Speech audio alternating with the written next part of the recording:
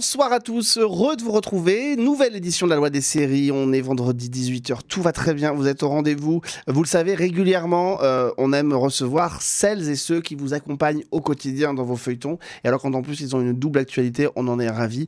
On a plein de choses à voir avec eux. Et notre invité de cette semaine, c'est quelqu'un qu'on n'avait pas encore reçu dans ce studio, qu'on vous avait proposé en podcast il y a quelques mois. Regardez-le, la photo qui va apparaître à l'écran. Vous le connaissez. Tous les soirs, il est très occupé parce que c'est quand même la ville dans laquelle le taux de mortalité est le plus important de France. 7, Martin Constant. Mais aujourd'hui, c'est le comédien que nous recevons, évidemment, Franck Monsigny, qui est avec nous. Bonsoir. Salut, ça va bien? Bonsoir à tous, ça va alors, super. Franck ou alors Mancini, finalement. Mancini, parce que c'est aussi une actualité musicale. complètement. C'est pour ça que tu viens nous voir. On va en parler tout à l'heure. Un premier titre qui va sortir dans quelques jours.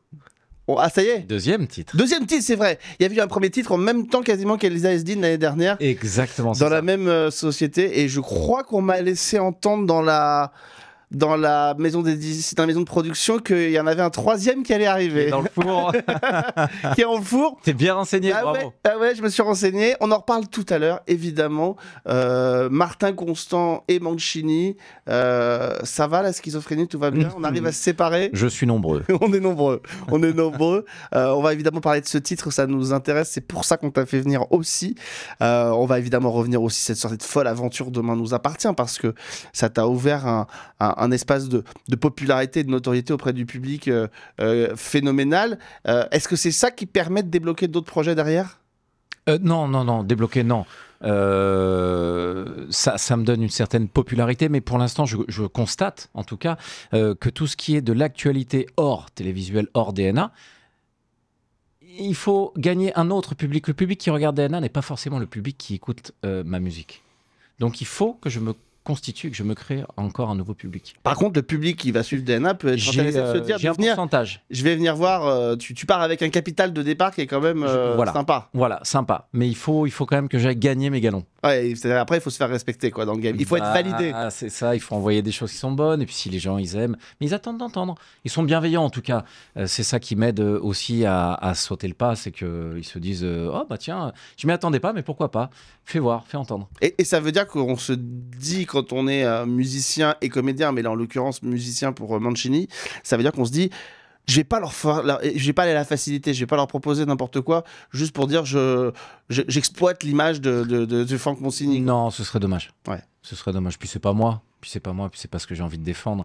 J'ai envie de sortir de ma zone de confort, j'ai envie de surprendre les gens, j'adore faire des contre-pieds à moi-même en premier et d'aller explorer d'autres aventures d'autres univers dont on parlera exactement. Tout à l'heure. On va en parler tout à l'heure. Ce qui est absolument formidable, j'espère que mon cher petit réal Maxime Posser va pas se mettre à faire n'importe quoi en régie, parce que le retour est toujours activé et on entend le micro de la régie qui doit être allumé. Donc voilà, ne dis pas de grosses bêtises. Franck t'entend, hein, ce serait dommage. Par contre, avant de parler de cette actualité, c'est la série événement de la semaine. Elle vient d'être lancée sur Netflix et croyez-moi, pour avoir eu l'occasion de voir l'intégralité, c'est un événement. Ça vient d'être lancé. Laurent Lafitte va incarner un homme d'affaires phénoménal.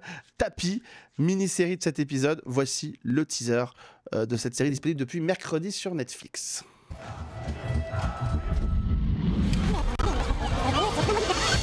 150 000 francs, t'es retrouvé chez un joueur de Valenciennes. J'ai jamais corrompu personne. C'est pas juste l'OM contre le PSG ce soir, c'est le peuple contre les élites parisiennes. Le ministre Bernard Tapie a présenté sa démission à Pierre Bérégovoy. Depuis que Bernard est au gouvernement, j'ai l'impression que tout part en vrille. Vous avez une grande gueule, monsieur Le Pen. De la fougue, de l'énergie. Vous êtes un gagneur, Bernard Tapie. Je vous remercie, monsieur le président. Top générique. C'est l'histoire d'un petit gars de banlieue, devenu l'homme d'affaires préféré des Français. L'acquisition d'Adidas, Bernard Tapie devenu une légende. Tu veux devenir un grand capitaine d'industrie ou rester un petit patron adulé par ses ouvriers? Tapie, souvenez-vous bien de ce nom parce qu'il y aura un avant et un après. Comment on fait pour reprendre une entreprise avec ça? Plus que ça. Avec ça, je peux conquérir la France.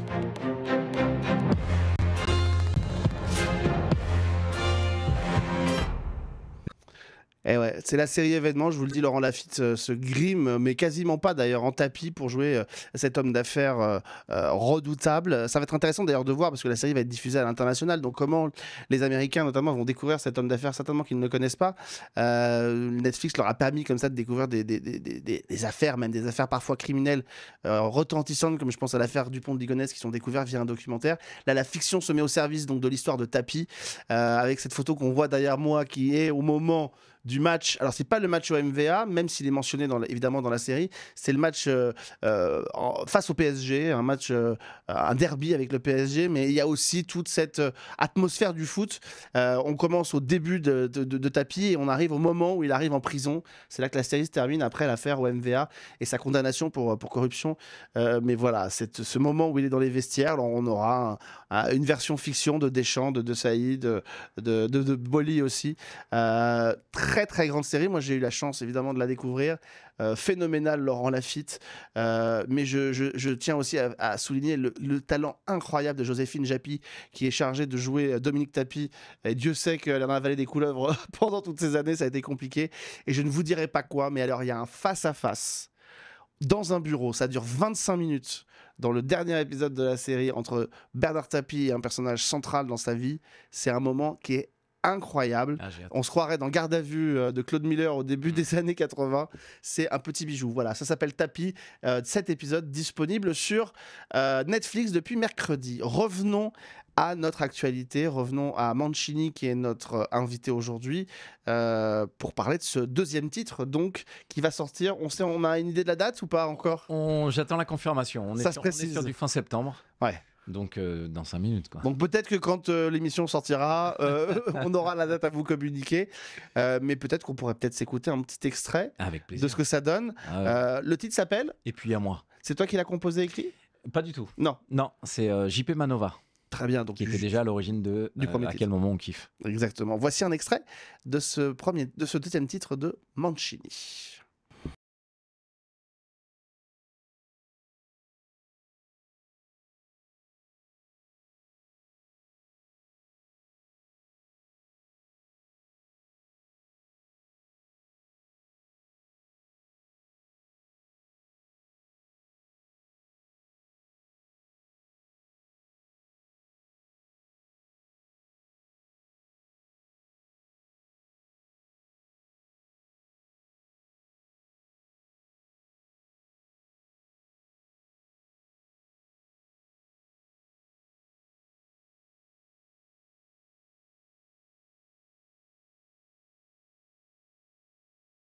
Donc à la fin du mois de septembre.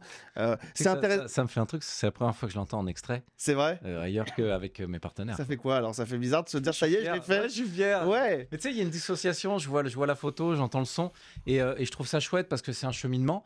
Et là, c'est une étape. Je dis, il y a plein de choses qu'on rêve de faire, il y a plein de choses qu'on rêve d'accomplir.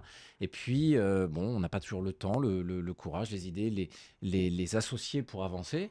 Et moi, j'ai eu ça, au moins, là, pour une deuxième fois. J'ai remis tu vois, sur le tapis, à nouveau, j'ai remis des risques en jeu. Et je l'entends, je me dis, ça existe. Mais pourquoi que maintenant? On a tellement la sensation que finalement, ça a l'air de faire partie de toi. Ouais, tu sais, j'ai toujours un peu procrastiné avec mes envies. C'est-à-dire que j'ai pris mes premiers cours de comédie à l'âge de 24 ans, ce qui est très tard. Déjà, j'ai loupé le conservatoire parce qu'il prenait plus. Et j'ai l'impression que ça m'a refait ça pour la musique, parce que c'est pas du jour au lendemain, ça fait longtemps que ça m'habite, mais déjà ça prend tellement d'énergie pour arriver à s'asseoir un tant soit peu dans une carrière de comédien, que là je voyais pas du tout, fut un temps, je voyais pas du tout l'opportunité de me dédoubler pour mener ça parallèlement. Et puis à un moment donné, il y a 2 ans, j'en ai eu marre et je me suis dit stop, ça suffit, j'arrête d'attendre. Ça doit être possible. Les Américains le font. Oui, bien sûr. C'est ce qu'on s'était dit en préparant l'émission. On est à l'école, on apprend le chant, la danse, le théâtre, le cinéma. Et ça a commencé, alors rien à voir, mais ça a commencé avec un combat de boxe. Je boxe, j'aime la boxe. Et j'ai eu envie de m'organiser un combat amateur. Je me suis organisé un combat. Et à partir de là, si tu veux, c'était le cheminement qui était le but. C'est pas tant le résultat, c'était quelle personne je deviens en mettant ça en place. Ça existe. Bravo, c'est quoi la suite? J'ai des envies, allons-y quoi. J'ai pas du tout envie de me lancer parce que c'est pas du tout mon genre dans la psychologie à 2 balles, mais quand même, je me dis, est-ce que pour arriver à Mancini, il fallait passer par Martin Constant. Parce que j'ai presque la sensation de voir une espèce de déconstruction et reconstruction d'une image qui est que dans Falco par exemple il y avait l'image un peu propre, un peu, on n'imaginait pas que tu puisses arriver à ça, et puis il y a le Martin Constant qui a été construit, le look de Martin Constant est devenu la barbe, les tatouages, etc. Et après seulement tu as pu arriver à Mancini. Je te dis, on cohabite tous ensemble, c'est-à-dire que Martin m'a apporté des choses, Franck a apporté des choses à Martin. C'est vrai qu'en tant que comédien on a un petit côté schizo, mais en fait c'est pas mais pas Martin si a pu casser une image aussi. Martin a son image, c'est ça, et Martin m'a apporté une forme de de légitimité, puisque de toute façon dans la série il a fallu à un moment donné que je reprenne le commissariat en main et que je me tape pendant 9 mois des embrouilles avec tout le monde. Alors qu'il était mort, je vous rappelle, abattu d'une balle dans la tête au début de la série. J'étais un petit peu faible quand je suis rentré, c'est ça. Et il a fallu s'endurcir, et de toute façon DNA est un exercice qui nécessite de s'aguerrir, de tenir énergétiquement, de tenir physiquement, d'avoir un mental. Et je pense que toutes ces armes m'ont aidé effectivement pour construire Mancini. Ouais. Mais quand on est un comédien, qu'on est en plus l'un des héros, parce que je le disais en plaisantant tout à l'heure, mais c'est vrai que le commissariat de 7 est très occupé dans la série, puisque il n'y a que des enquêtes, il y a que beaucoup d'enquêtes, c'est une vraie série policière. Bah ouais. Honnêtement, quand on est populaire comme ça, il y a que des coups à prendre à se lancer dans la musique en France. Exactement. Non mais c'est vrai. Exactement. Il y a que des coups à prendre. Je les attends. Parce que, mais je boxe. Il a fait passer le message. Mais j'aime la boxe, les gars. Je vous attends. Mais non, mais comme disait Mandela, je ne perds jamais. Soit je gagne, soit j'apprends. Et les critiques me font toujours avancer parce que, en fait, je me fous un peu des rageux. Je me moque de ce qu'on pourrait dire. Ce à quoi je tiens, c'est à faire du bon travail. Si t'aimes pas, comme on dit, t'écoutes pas. Ouais. Et puis c'est tout. Il y a le choix. Il y a le choix. Il y a plein d'autres choix. Si t'aimes, super. Et si t'as envie de me dire des choses sur le morceau, je les entends. Si t'es isolé, ouais, bof. S'ils sont 100 à me dire la même chose, je vais les écouter pour pas reproduire l'erreur sur la fois d'après. Mais ça va me servir. C'est de l'aïkido, tout ça. C'est rien. Et sur scène, ça se passe comment? Tu l'as déjà expérimenté? Ou pas? Écoute, j'ai eu la gentille proposition du Festival de Montbardier il y a 1 an pour monter sur scène et défendre à quel moment on kiffe. Et c'était absolument une première fois pour tout. J'avais jamais fait de balance, j'avais jamais monté sur une scène, j'avais jamais entendu ma voix dans un retour, j'avais jamais rien. Et j'ai commencé ce soir-là, j'ai ouvert la soirée devant 3000 personnes. Et là, j'ai absolument perdu toute notion de ce que je savais faire. Je n'étais pas au théâtre, je n'étais pas devant une caméra, je n'étais pas en tant qu'orateur. Et là, si tu veux, je me suis dit, bon, bah, je suis tout de suite rentré dans une forme d'humilité scénique où je me suis dit, je vais aller là, de gauche à droite, comme on a fait en répétition. Hein, je vais sortir mon morceau et puis, ouais, déjà, ce sera déjà bien. C'est un vrai métier, la scène. Mais j'en parlais hier, d'ailleurs, dans une interview, c'est que je pense que la scène, il faut la pratiquer pour acquérir une forme de liberté. Bien sûr. C'est pas tant de faire un showcase ultra cadré. C'est surtout aussi proposer ce qu'on est et avoir cette liberté de proposer ce qu'on est. Donc Mancini a beaucoup à apprendre sur scène et on va se détendre au fur et à mesure. Mais t'as pas choisi un registre qui est un registre entre guillemets facile, parce que la chanson française, t'aurais pu te mettre derrière un piano, derrière un micro et être peinard sur scène. Là, t'as choisi quelque chose qui impose une certaine forme de gestuelle, un rythme sur scène.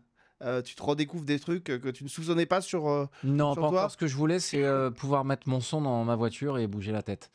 C'est mon premier défi. Est-ce que je me fais bouger la tête si je mets mon son dans ma bagnole, quoi. Et ça marche? J'adore les sons de bagnole. C'est génial. Moi, j'écoute beaucoup de musique À sur la plein pot route. et tu chantes. Ouais, j'écoute pas dans la rue quand je marche, je me mets pas ça en bécane. La voiture, quand le son il est bon et que ça sort, c'est là c'est là que je prends la mesure de ce que j'aime, quoi. Comment tu le définis, ton univers musical, justement? On parlait d'Elsa Esdin qui a aussi sorti un album dans la même maison d'édition, enfin un titre, elle est vraiment dans un hommage à la culture des années 80 qu'elle adore, les chansons des années 80. Et je suis influencé hip-hop. Ouais. Je suis pas rappeur, je suis influencé hip-hop, j'aime l'exercice du rap, mais je suis complètement capable de partir sur d'autres chants mélodiques. D'abord, si je pars sur d'autres chants mélodiques, il faut aussi que je le travaille, parce que il faut aussi le temps des choses. Tout est allé très vite pour moi. Depuis Kiff, tout est allé très très vite. Donc entre-temps, bien évidemment, je me suis collé au stage, au cours de chant, Nathalie Dupuis, tout ça, et que je continuerai à fréquenter. Les chanteurs se mettent au stage de théâtre, hein, donc t'inquiète pas. Il faut que je me muscle en tant que chanteur. Là, pour l'instant, je fais ce à quoi je peux prétendre. C'est-à-dire que je suis pas un menteur. Si je monte sur scène, je veux pouvoir faire ce que j'ai fait en studio. Je veux pas me faire sauver en studio et merder sur scène. Donc j'essaie de rester honnête avec mes capacités. Je sais qu'il y a beaucoup de. On découvre au détour de certains concerts qu'il y a des comédiens, notamment des feuilletons quotidiens, qui chantent et qui aimeraient chanter. Il y a même des concerts qui réunissent des acteurs de feuilletons quotidiens, notamment de Demain nous appartient, je crois, il y a 1 an qui s'est tourné.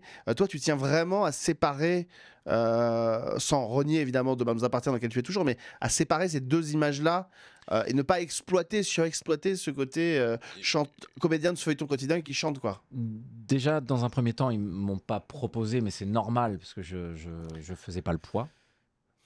C'était un démarrage. Il y avait Florence Coste aussi, par exemple, de ITCGL, que je pense, ouais. Voilà. Tu l'aurais fait? Je l'aurais fait si je m'étais senti prêt. L'année dernière, je l'étais pas. Ça viendrait cette année, je suis pas encore. On va vers. Un petit peu bleu encore. Encore un petit peu vert. Mais c'est important de cloisonner en même temps. Bah, de se créer ce qu'il y a, c'est que tu vois, quand les gens m'arrêtent dans la rue, ils m'appellent Bonjour Martin. Je m'appelle Franck. Ouais. Donc j'aimerais bien aussi qu'on me dise Bonjour Franck, j'adore ce que tu fais. Ou Mancini. Ou Mancini. Alors là. Tu vois, il faut aussi que je récupère un petit peu de qui je suis. C'est une aventure artistique dans laquelle je me suis plongé, dans laquelle je suis encore. Mais c'est pas la vie. J'ai eu une vie avant, j'aurai une vie après. Quand, je sais pas. Mais en tout cas, je m'appelle Franck Mancini. Et en l'occurrence, dans le chant, Mancini. Donc si on m'appelle Salut Martin, j'adore ce que tu chantes, ça va un petit peu... un petit peu gonfler. Me faire bizarre. Ça va un petit peu faire bizarre. En tout cas, il y a cette aventure qui commence et l'autre qui évidemment continue. T'en as discuté avec tes partenaires? Il y a des gens peut-être qui t'ont conseillé sur le tournage, des gens avec qui tu allais prendre la température, disant est-ce que c'est une bonne idée ou pas Non, je demande pas ce genre d'avis. T'as raison. C'est le meilleur moyen pour avoir la réponse qu'on n'a pas envie d'entendre. Non. N'y allons jamais. Non, parce que évidemment, chacun. Tu sais, il y a une phrase que j'aime beaucoup qui dit on ne voit pas les choses comme elles sont, nous les voyons comme nous sommes. Et on est d'accord. Voilà, et si quelqu'un projette un quelconque danger qui t'en fait part, ça peut être gangrénant. Je ne sais pas dans quel état d'esprit j'aurais pu être en écoutant la réponse, mais j'ai pas trop envie de me mettre dans ces circonstances-là. T'as envie de faire ce qui te plaît. J'ai envie d'avancer comme un enfant, si tu veux. Les enfants, ils pensent que tout est possible à un certain âge. Et ils demandent pas. Et ils demandent pas, ils font. Et ben des fois, ça passe. Tu vois. Donc j'aime cultiver un peu cette naïveté enfantine de me dire, moi, tu sais, du moment où je m'amuse et que j'apprends. Et en plus, ça me réussit. Si j'avais calculé, si je m'étais dit, il faut que je fasse ça pour que le morceau génère tant de streams, que je rentre dans telle radio, franchement, ça ne m'aurait pas éclaté. Et je ne sais même pas si j'aurais été au bout du process. Je pense que si tu avais commencé à te poser la question, tu ne serais même pas allé à l'enregistrement parce que tu te serais dit, oh là là, comédien dans un feuilleton quotidien qui se met à chanter, tout le monde va me dire que c'est pas la peine. Non, faut pas trop réfléchir, il faut agir, mais surtout, il faut que ce soit quelque chose qui t'appelle, quoi qu'il arrive. C'est-à-dire que moi, je ne me pose aucune question sur mon envie de faire de la musique. J'ai des choses à transmettre. Ce qui est important pour moi, c'est que quand je suis à la télé, je suis un soldat. Ce sont les mots d'autres, ce sont les pensées d'autres. Quand je suis derrière un micro pour chanter ou enregistrer en studio, je suis le créateur de mon contenu. C'est extrêmement rare pour un artiste, c'est précieux. J'ai déjà écrit du théâtre, j'ai ressenti cette liberté. Dans mes textes, je choisis ce que j'ai envie de transmettre aux gens. Comme je disais tout à l'heure, s'ils n'aiment pas, c'est pas grave, mais qu'un seul soit touché et j'ai atteint mon but.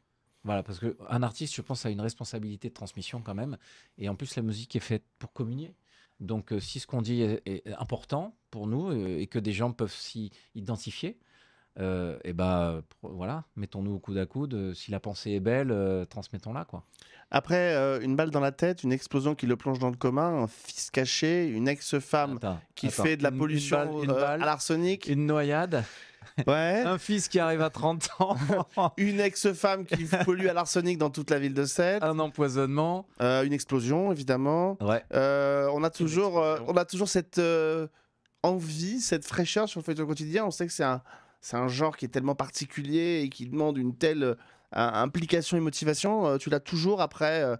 On vient de passer il n'y a pas longtemps le 1500e épisode de DNA. C'est phénoménal, quoi. Ouais.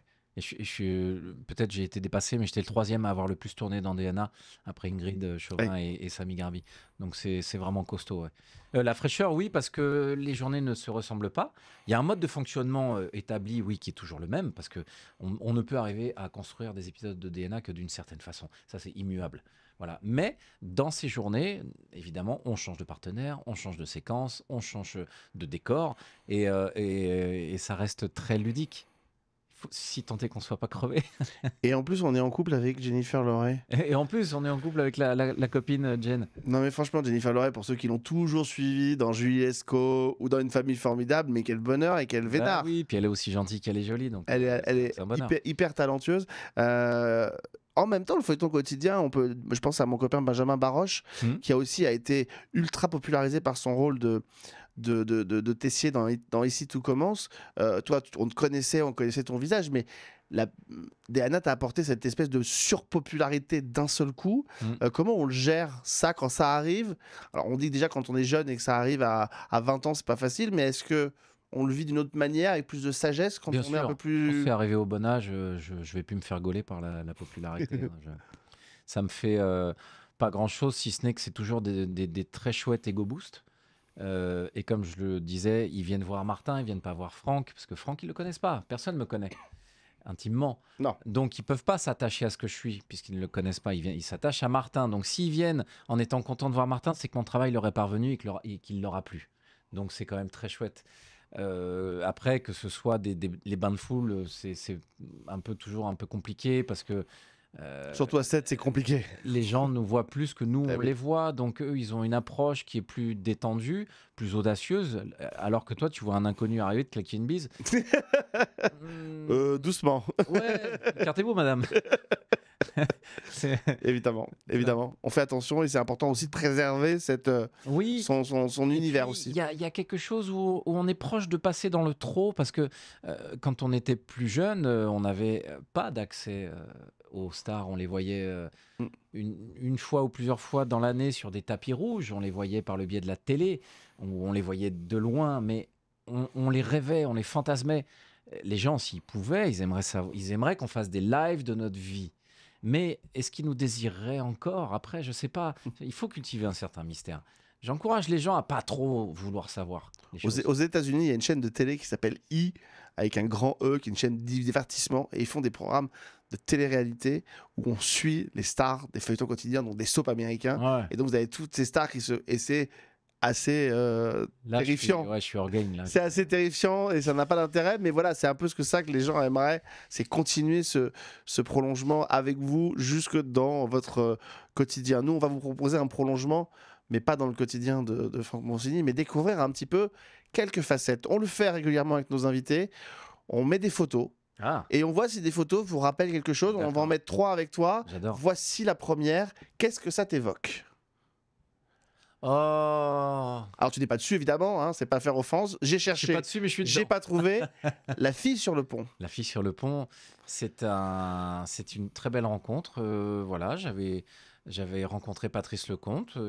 C'est à une époque où il voyait les gens dans ses bureaux. Il m'a dit, écoute, c'est pas grand-chose. C'est un petit rôle. Est-ce que tu veux venir jouer dans mon film? Mais bien sûr. Avec Daniel Auteuil et Vanessa Paradis. Et Ça ne j'ai passé surfuse la pas. journée avec ces deux-là, parce que c'était une séquence où j'ai eu les deux. Et c'était très chouette de démystifier. Je me rappelle avoir parlé chiffon avec Vanessa. Et puis, Daniel était c'est quelqu'un de très drôle, donc il est tout le temps en train de faire des blagues. Moi, je parlais pas beaucoup, parce que j'étais très intimidé. Mais ça restera un C'est un des souvenir. premiers? Un des premiers rôles aussi, débat, non? Oh, on n'est pas loin. Peut-être, on n'est pas loin, ouais. C'est en 99, je crois, ou quelque chose comme ça. Ouais, On est dans ouais. ces eaux-là. Ouais. Donc, toi aussi, tu fais partie de ces comédiens qui ont eu une belle expérience au théâtre aussi. Surtout au Mais théâtre, j'ai voilà. démarré une bonne douzaine d'années au théâtre, ouais. Je me souviens d'une très belle phrase de Patrice qui m'avait envoyé une lettre parce que après j'avais essayé de cultiver ma relation avec lui. J'étais au théâtre, je lui demandais de venir. Il envoyait des lettres pour s'excuser de ne pas pouvoir venir. L'élégance, quoi. Évidemment. L'élégance. Classe. Et on parlait du rôle et il me dit, tu sais, bon voilà, parfois tu es un peu coupé au montage, c'est pas aussi long qu'on le tourne. Et il me dit, tu sais, il n'y a pas de petit ou de grand rôle, il y a que des choses bien ou mal faites. Voilà. Il m'a dit, c'était bien. Et c'est important, j'ai cultivé cette relativité. Et quand, voilà, il n'y a pas de petites choses. Quand je t'ai entendu commencer cette phrase, j'ai dit, il va me faire la tirade de Edouard Baird dans Astérix et Mission Cléopâtre. Il n'y a que des belles Je la rencontres. connais pas par cœur. Oh, j'aurais été chaud sinon. Ça aurait été bon, ça aurait Ah été ouais. bon. Photo suivante. Regardons. On va la voir apparaître, cette photo. C'est évidemment, normalement, vous inquiétez pas. Oh Voilà. putain. Ah ouais. Pas de barbe. Ouais, C'est pour ça que je disais le look pour arriver à Mancini aujourd'hui. Là, on n'y était pas, quoi. Ouais, là, j'ai- on est dans Falco. Je dirais même à vue de nez qu'on doit être dans la 2e saison de Falco. Saison 3, je crois. Saison 3 même. Saison 3. Ouais. Et j'ai mon personnage qui devait passer un temps en prison. J'ai adoré. Et puis là, je me souviens très très bien de ce jour-là. Je me l'étais joué un peu. Je voulais être dans un état énergétique que je pensais être proche d'un univers carcéral. Donc je ne dormais pas, enfin ou mal. Je ne mangeais plus. Je fumais beaucoup. Je voulais me casser un peu. Le personnage était très lisse. Hein. C'était le médecin légiste, je crois, de Falco. Ouais. Hein. Et je sais que là, je le vois. De toute façon, je le vois dans l'œil. Le mec, il est au bout, là. Il va pas bien. Il aime pas la cantine, là. Tu vois, il aime pas la cantine. Et j'avais passé une sacrée matinée. Je m'en souviens, j'étais chargé comme un coucou. J'ai adoré ce moment de Chiron.